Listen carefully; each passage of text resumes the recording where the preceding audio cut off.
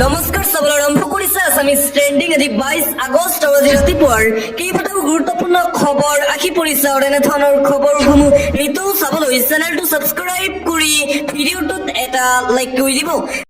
আন এটা গুৰুত্বপূৰ্ণ খবৰ, মুছলমানৰ সংৰক্ষণক সমৰ্থন কৰা বিজয় থালাপতিৰ সভাত লাখ লাখ জনতাৰ ভিৰ, চকুৰে মুনিব নোৱাৰা পৰিৱেশৰ সৃষ্টি হৈছে। অভিনেতা বিজয় থালাপতিৰ জনসভাত এইবাৰ লাখ লাখ জনতাৰ ভিৰ দেখিবলৈ পোৱা গৈছে। মুছলমানক সমৰ্থন কৰা দক্ষিণৰ অভিনেতাৰ বিশাল সভাত উপস্থিত হৈছে লাখ লাখ জনতা। সৃষ্টি হৈছে চকুৰে মুনিব নোৱাৰা পৰিস্থিতি। কেৱল মানুহ আৰু মানুহ, ভিৰৰ বাবে মূৰ্ছা গৈছে ইজনৰ পাছত আনজন লোক। বিধানসভা নিৰ্বাচনৰ বাবে সাজু হৈ পৰিছে অভিনেতা বিজয় থালাপতি আৰু মুছলমানৰ বাবে সদায় মাত মাতি আহিছে এই অভিনেতাগৰাকীয়ে। তামিলনাডুৰ আগন্তুক বিধানসভা নিৰ্বাচন খেলিব অভিনেতাগৰাকীয়ে। মাদুৰাইত টিভিকেৰ বিশাল ৰেলীত মূৰ্ছা গৈছে এজনৰ আৰু মৃত্যু হৈছে সেই লোকজনৰ। 2026 চনত তামিলনাডু বিধানসভা নিৰ্বাচন অনুষ্ঠিত হ'ব আৰু সেই নিৰ্বাচনত অৱতীৰ্ণ হ'ব অভিনেতাগৰাকী। আন এটা অতিকৈ গুৰুত্বপূৰ্ণ খবৰ, এটা জৰুৰী খবৰ, মদ চিগাৰেট বিলাসী গাড়ীৰ GST 18% পৰা 40% বৃদ্ধিৰ প্ৰস্তাৱ। বৃহস্পতিবাৰে বিত্তীয় মন্ত্ৰী নিৰ্মলা সীতাৰমণে 6জনীয়া মন্ত্ৰীসভাৰ বৈঠকত গ্ৰহণ কৰিছে এই প্ৰস্তাৱ। বিপৰীতে GST প্ৰত্যাহাৰ কৰা হ'ব জীৱন বীমা আৰু স্বাস্থ্য বীমাৰ। এই গুৰুত্বপূৰ্ণ সিদ্ধান্ত গ্ৰহণ কৰা হৈছে।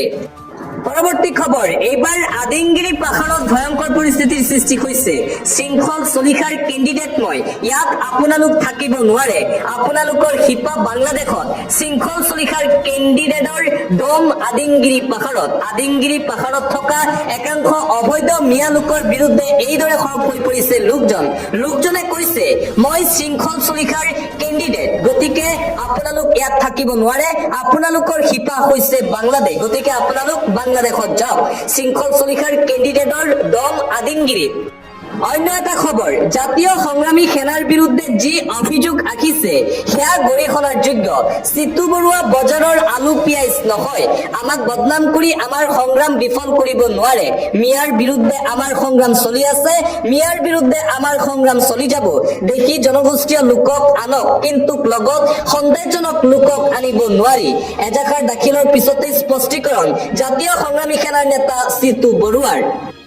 পুনৰবাৰ বিজেপি চৰকাৰৰ বিৰুদ্ধে সৰব হৈ পৰিছে ধুবুৰীৰ কংগ্ৰেছৰ সাংসদ ৰকিবুল হুছেইন।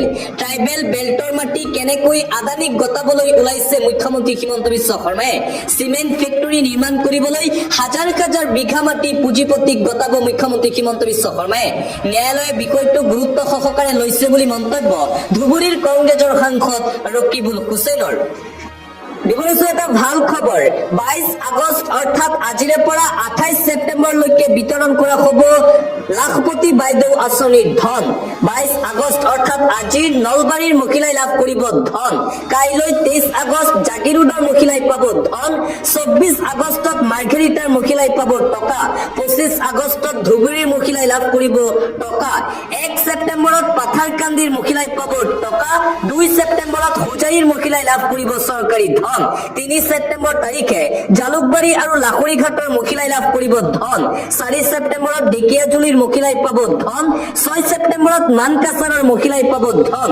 16 ছেপ্টেম্বৰত দৌৰিপুৰৰ মহিলাই লাভ কৰিব ধন। 25 ছেপ্টেম্বৰত বিশ্বনাথৰ মহিলাই পাব টকা। 26 ছেপ্টেম্বৰত জোনাইৰ মহিলাই পাব ধন। 27 ছেপ্টেম্বৰত তিনিচুকীয়াৰ মহিলাই পাব ধন। 28 ছেপ্টেম্বৰত ৰংখাঙৰ মহিলাই পাব চৰকাৰী ধন। মুখ্যমন্ত্ৰী ডক্টৰ হিমন্ত বিশ্ব শৰ্মাই ৰাজ্যৰ লাখ লাখ মহিলাক দিলে এই ভাল খবৰ। আৰু এটা ব্ৰেকিং নিউজ, বিজেপি হৈছে জনজাতিৰ আৰু খিলঞ্জীয়া লোকৰ শত্ৰু। 2026 চনত ক্ষমতাৰ পৰা উৎখাত কৰিব লাগিব ভাৰতীয় জনতা পাৰ্টি। হাজাৰ হাজাৰ বিঘা খিলঞ্জীয়াৰ মাটি দিলে পুঁজিপতিক। এতিয়া কেৱল পাহাৰৰ বায়ু পানীহে আদানী আম্বানীক দিবলৈ বাকী আছে হিমন্ত বিশ্ব শৰ্মা আৰু তুলিৰামৰ। ষষ্ঠ অনুসূচীৰ অধিকাৰো কাঢ়ি নিছে হিমন্ত বিশ্ব শৰ্মাৰ বিজেপি চৰকাৰে আৰু হিমন্ত বিশ্ব শৰ্মাৰ বিজেপি চৰকাৰৰ বিৰুদ্ধে পুনৰবাৰ এইদৰে সৰব হৈ পৰিছে অসম জাতীয় পৰিষদৰ সভাপতি লুৰিণজ্যোতি গগৈ। লুৰিণজ্যোতি গগৈয়ে কৈছে হিমন্ত বিশ্ব শৰ্মাই খিলঞ্জীয়া আৰু জনজাতি লোকৰ মাটি কাঢ়ি নি আদানী আৰু আম্বানীক দিছে। সম্পূৰ্ণৰূপে অসমখনক ধ্বংস কৰিব বিচাৰিছে মুখ্যমন্ত্ৰী হিমন্ত বিশ্ব শৰ্মাই, অভিযোগ লুৰিণজ্যোতি গগৈৰ। আন এটা গুৰুত্বপূৰ্ণ খবৰ, ভাৰত পাকিস্তানৰ মাজত হ'ব ক্ৰিকেট মেচ। বহু বিতৰ্কিত ক্ৰিকেট খেল অনুষ্ঠিত হ'ব ভাৰত আৰু চিৰবৈৰী পাকিস্তানৰ মাজত। চৰকাৰৰ নাই কোনো ধৰণৰ আপত্তি। এছিয়া কাপত ভাৰতীয় দলে পাকিস্তানৰ বিৰুদ্ধে মেচ খেলা নেখেলাক লৈ দেশজুৰি সৃষ্টি হৈছিল বিতৰ্ক। বৃহস্পতিবাৰে সেই বিতৰ্কত ফুল ষ্টপ লগাই ভাৰতীয় দলক পাকিস্তানৰ সৈতে মেচ খেলিবলৈ অনুমতি দিলে। মাল্টিনেশ্যনেল টুৰ্ণামেণ্টৰ ক্ষেত্ৰত ভাৰতীয় দলে পাকিস্তানৰ সৈতে খেলাত বাধা নাই। কেন্দ্ৰীয় যুৱ কল্যাণ আৰু ক্ৰীড়া মন্ত্ৰালয়ৰ এই সিদ্ধান্তক লৈ প্ৰতিক্ৰিয়া সৃষ্টি হৈছে ভাৰতৰ ৰাজনৈতিক মহলত। পাকিস্তানৰ বিৰুদ্ধে ভাৰতে খেলিব এছিয়া কাপৰ মেচ। পৰৱৰ্তী খবৰ, মুখ্যমন্ত্ৰী ডক্টৰ হিমন্ত বিশ্ব শৰ্মাৰ স্পষ্ট ঘোষণা। কঠোৰ মুখ্যমন্ত্ৰী হিমন্ত বিশ্ব শৰ্মা উচ্ছেদ অভিযানক লৈ। যিয়ে যি নকৰক কিয় অসমত উচ্ছেদ অভিযান হ'বই। ঘটনা ঘটিলে উচিত প্ৰত্যুত্তৰো পাব উচ্ছেদিত ৰাইজে। কঠোৰ মুখ্যমন্ত্ৰী শৰ্মা। উচ্ছেদক লৈ মুখ্যমন্ত্ৰী ডক্টৰ হিমন্ত বিশ্ব শৰ্মাৰ পুনৰবাৰ এই ডাঙৰ মন্তব্য।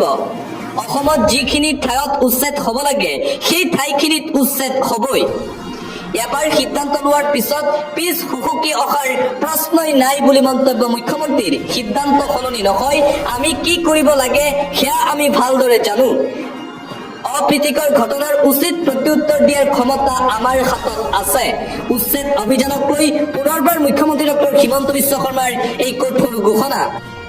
আন এটা গুৰুত্বপূৰ্ণ খবৰ, নথি পত্ৰ নালাগে 500-1000 টকাত আধাৰ কাৰ্ড। ভয়ংকৰ জালিয়াতিৰে বনোৱা হৈছে আধাৰ কাৰ্ড। এটা ভয়ংকৰ খবৰ এই মুহূৰ্তত দিব লৈছো।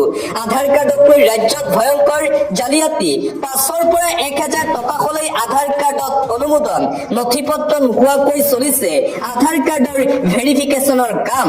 অবৈধ লোকৰ বিৰুদ্ধে চৰকাৰ কঠোৰৰ সময়তে এই ঘটনা সংঘটিত হৈছে। আধাৰ কাৰ্ডত নাম ঠিকনা সলনিক লৈও ভয়ংকৰ ঘটনা ৰাজ্যত। আধাৰ কাৰ্ডক লৈ ৰাজ্যত এই জালিয়াতিৰ ঘটনা। ধিঙৰ মইনাবাৰীত আধাৰ কাৰ্ডৰ নামত এই ভয়ংকৰ ঘটনা। আধাৰ কাৰ্ডক লৈ ৰাজ্যত এই জালিয়াতিৰ ঘটনা পোহৰলৈ আহে। চৰকাৰী ঘৰক লৈ এটা ডাঙৰ খবৰ, নতুনকৈ অসমত PMৰ অধীনত 3,14,773টা ঘৰ প্ৰদান কৰা হ'ব। চৰকাৰী ঘৰক লৈ বৃহৎ ঘোষণা কৰা হৈছে ৰাজ্য চৰকাৰৰ ফালৰ পৰা। ৰাজ্যৰ লাখ লাখ জনতাৰ বাবে ডাঙৰ ঘোষণা মুখ্যমন্ত্ৰী হিমন্ত বিশ্ব শৰ্মাৰ। নতুনকৈ অসমত 3,14,073গৰাকীয়ে লাভ কৰিব চৰকাৰী ঘৰ। অসমত এটাও কেঁচা ঘৰ থাকিবলৈ নিদিয়ে চৰকাৰে। যিসকল লোকে PMৰ ঘৰ লাভ কৰা নাই সেই লোকসকলে কৰা আবেদন। লাখ লাখ পৰিয়ালক উপকৃত কৰিবলৈ চৰকাৰৰ বৃহৎ পদক্ষেপ গ্ৰহণ। কেবিনেটৰ অন্তত মুখ্যমন্ত্ৰী হিমন্ত বিশ্ব শৰ্মাই যোৱাকালি কৰিছে আনুষ্ঠানিক ঘোষণা। ৰাজ্যৰ লাখ লাখ জনতাৰ বাবে ডাঙৰ ঘোষণা কৰিছে মুখ্যমন্ত্ৰী হিমন্ত বিশ্ব শৰ্মাই। পৰৱৰ্তী খবৰ, এইবাৰ বিখালীত চলিব উচ্ছেদ অভিযান। বিখালীৰ 265 বিঘা মাটিত চলিব বৃহৎ উচ্ছেদ অভিযান। 433টা পৰিয়াললৈ উচ্ছেদৰ জাননী। বলবজাৰ চলিব মছজিদ, ঈদগাহ আৰু কবৰস্থানৰ ওপৰতো। এতিয়া হাহাকাৰ পৰিস্থিতিৰ সৃষ্টি হৈছে সেই লোকসকলৰ মাজত। বিশ্বনাথৰ পিছত এইবাৰ বিখালীত চলিব বৃহৎ উচ্ছেদ অভিযান চৰকাৰৰ। 363 বিঘা বেদখলী ভূমিত চলিব উচ্ছেদ অভিযান। বেদখলকাৰী 433টা পৰিয়ালক দিয়া হৈছে উচ্ছেদৰ জাননী প্ৰশাসনৰ ফালৰ পৰা। উচ্ছেদৰ জাননীৰ পিছতে হাহাকাৰ লাগিছে শ শ লোকৰ মাজত। বিখালীৰ নিজ বাঘমাৰীৰ নামপাৰা, পলকটা আদি অঞ্চলত চলিব উচ্ছেদ অভিযান। 15 দিনৰ ভিতৰত ঘৰ খালী কৰাৰ সময়সীমা জিলা প্ৰশাসনৰ।